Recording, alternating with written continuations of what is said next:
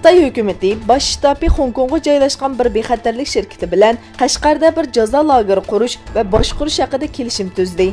Xatarlik rayonlarda faoliyat qiladigan shirkatlarga bexatarlik xizmatlari va orqa saf mulozimatni ta'minlaydigan oldingi saf mulozimat guruhi tomonidan e'lon qilgan bayonotda Qashqar shahrida bir tarbiyalash markazi qurish va boshqarish haqida Beijing doiralari bilan kelishim tuzganligi bildirildi.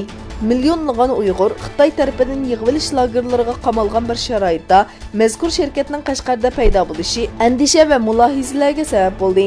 Shuning bilan birga mazkur shirkatning paycheki Erik Prinsning bayonotchisi bayonot e'lon qilib, Prinsning bu kelishimdan xabari yo'qligini bildirdi. Turkiyaning Sakarya viloyati Akyaz nahiyasida Xitoyning Sharqi Turkistondagi zulmiga qarshi yurish faoliyati o'tkazildi.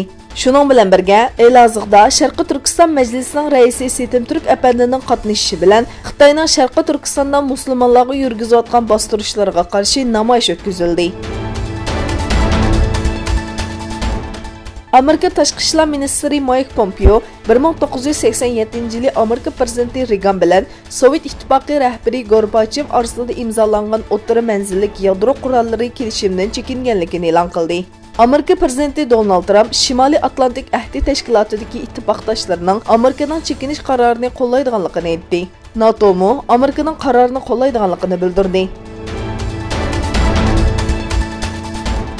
Afg'oniston prezidenti Ashraf G'ani Amerika prezidenti Donald Trumpga maktub yozib, Amerika qismlarini Afg'onistondan butunlay chekinmaslikka chaqirdi.